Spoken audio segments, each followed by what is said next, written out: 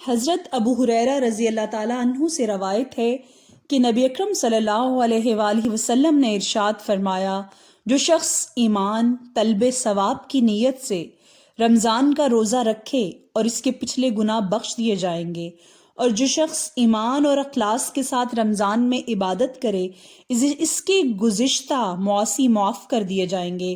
اس طرح سے جو شخص شب قدر میں ایمان اور احتساب کے ساتھ مشغول عبادت رہے، اس میں پچھلے اس کے گناہ معاف کر دیے جاتے ہیں۔ ایک اور حدیث میں نبی اکرم صلی اللہ علیہ وسلم حضرت سہل بن سعد نبی اکرم صلی اللہ علیہ وآلہ وسلم کا ارشاد نقل فرماتے ہیں کہ جنت کے 8 دروازے ہیں، ان میں سے ایک دروازہ ریان نامی ہے جس میں صرف روزہ دار داخل ہوں گے۔ سبحان اللہ۔ اسلامک ویڈیوز کی سپورٹ کے لیے چینل کو سبسکرائب کر دیں۔ شکریہ۔